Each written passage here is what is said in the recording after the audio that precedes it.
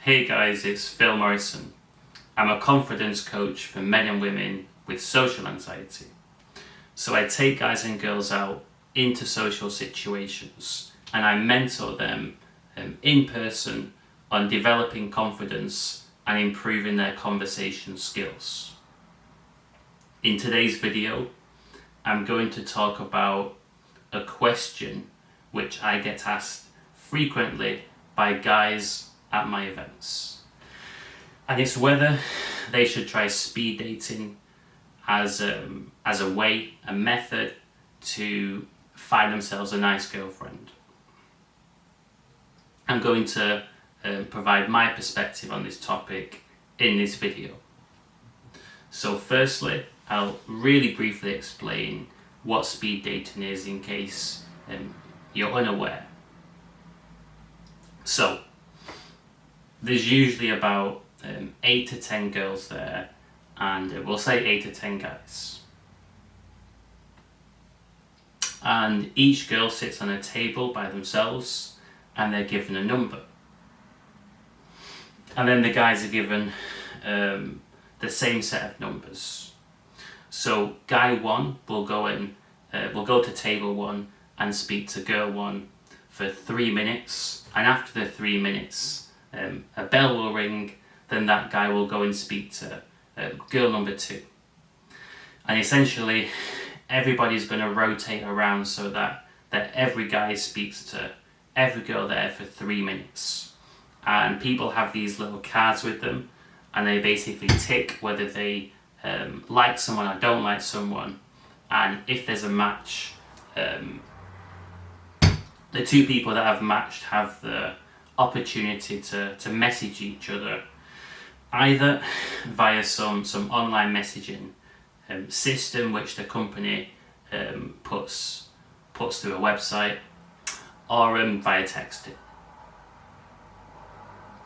So if you're a guy and you have limited experience talking to women, and you find the concept, the idea of going down to a speed dating event scary, then 100% you should try it out.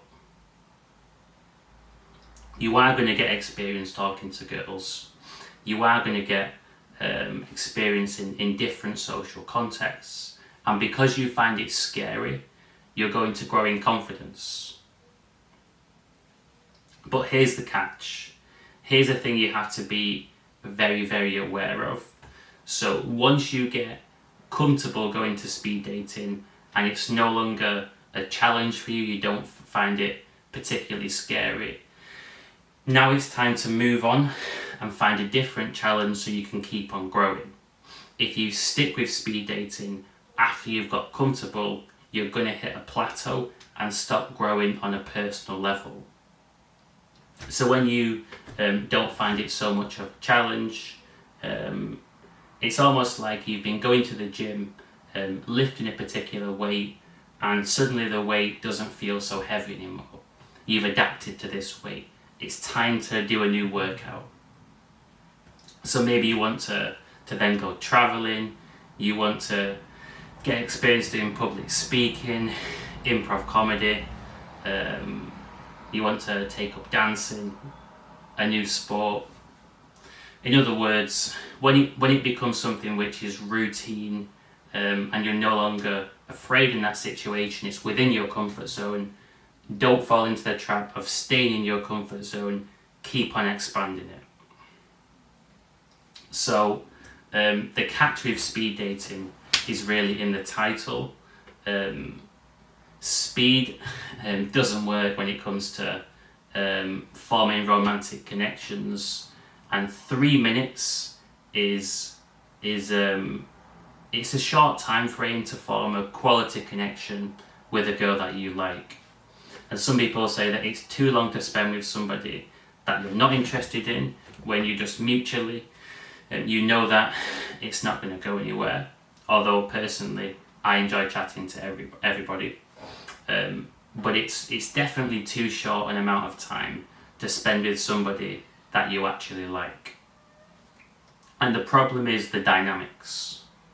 So because of the dynamics, 3-minute conversations are short. And as a guy, something which I teach to guys that I mentor in this area, when they're speaking to a girl and it's going well, imagine there's a thin thread, like a thread you can just about see between you and the girl. And the more time you spend speaking to that girl, the thicker this thread grows. After 5 minutes, it's a piece of string. After 20 minutes, it's like a rope. Now there's a strong connection. So the thread represents the connection. And now there's a strong connection. It feels natural to ask the girl out for a coffee, and it feels natural for her to answer honestly. And because there's a level of connection, there's a high chance of her wanting to go on a date with you.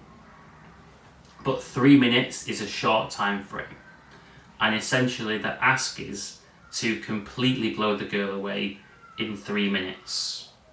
And that's a massive challenge if you're a guy that's working on his confidence, social skills and all these things, to put that pressure on yourself to blow someone away in 3 minutes. That's very, very, very tough. And I know guys that go to the speed dating. I used to go myself, going back several years. And some of the guys there had been there every single week for 6 years, sometimes 8 years, and been on like 1 date or 0 dates in that length of time. And these guys weren't not completely abnormal. They were somewhere in the range of normal, a bit on the shy side, not very confident, but still somewhere in the range of normal. And the actual amount of dates that they were going on was very, very, very low. So as a strategy to actually meet someone, it's not a good strategy. But as a way to experience some personal growth along your journey to meeting someone nice, then it's a good strategy. So it depends on the context.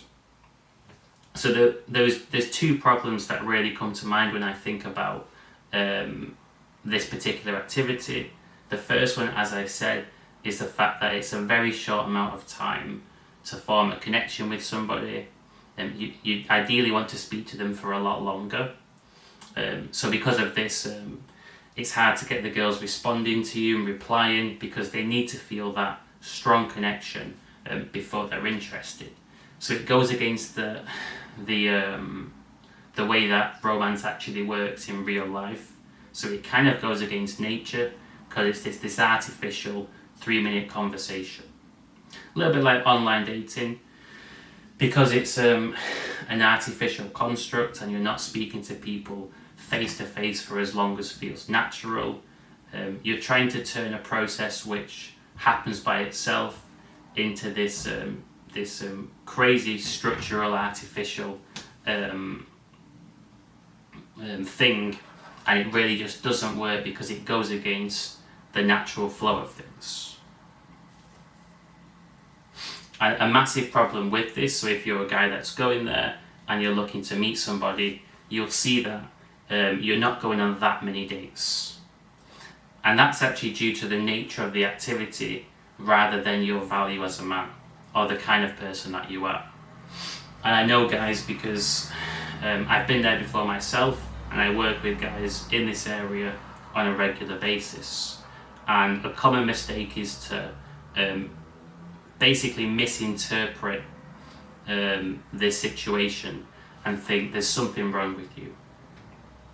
And it's easy to understand how that can that experience of going to lots of speed dating events and not going on many dates can really knock a guy's confidence and feed that narrative that he's not enough and there's something wrong with him, that he doesn't have much value to offer.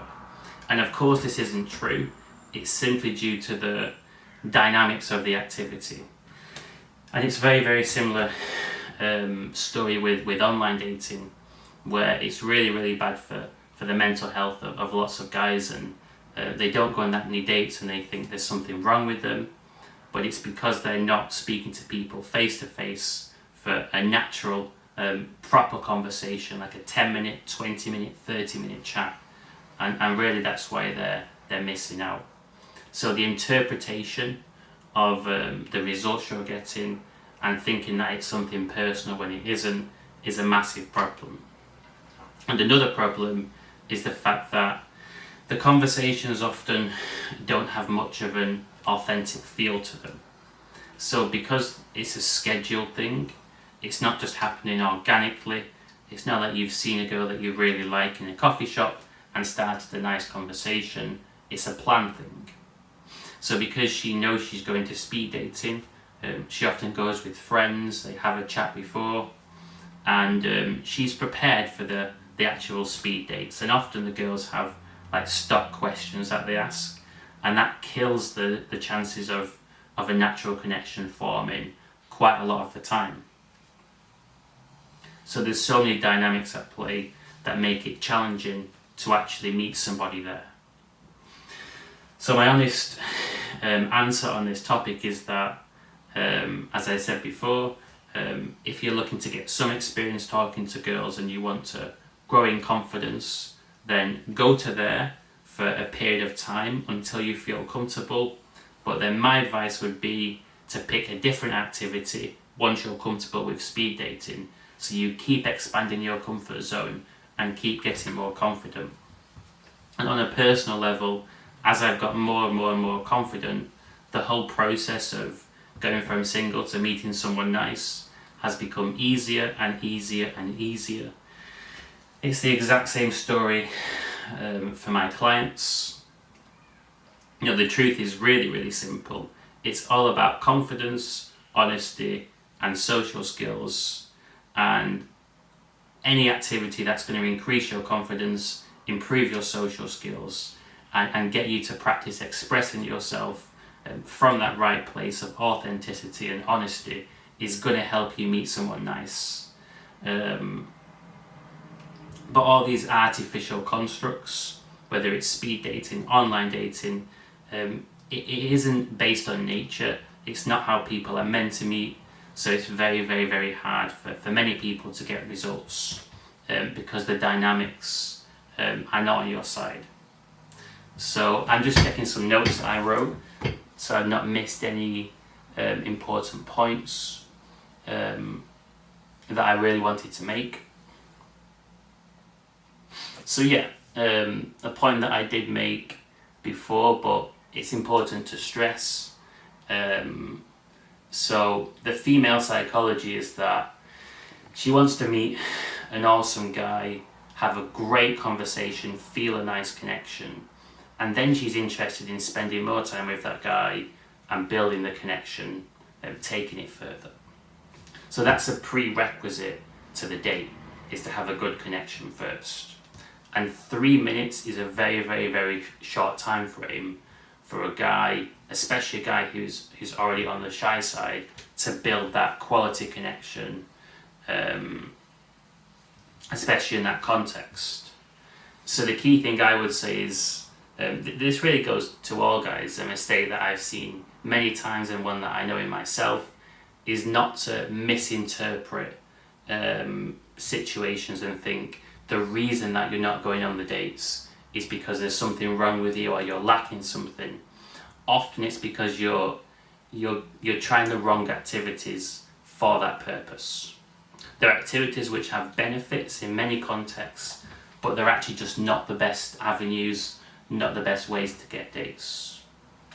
And one of my clients who I've coached on a long-term basis, he's pretty much going on 1 date a week, and he's been doing this for quite a while. And he started off with social anxiety, which is my background, and hadn't been on a date in like 3.5 years before getting my coaching. And now he's been on about 12 or 13, and in recent times it's been 1 a week. And really it's because he's meeting girls in different contexts, in everyday life, and having really authentic conversations and finding those girls where he has a connection with. So it's not that if he was to go to speed dating, he probably would go on Sundays because he's a lot more confident now than he was but he would still find it challenging, and that's due to the nature of the activity. So this is my perspective on speed dating, when you should do it, and when you should stop doing it and do something different.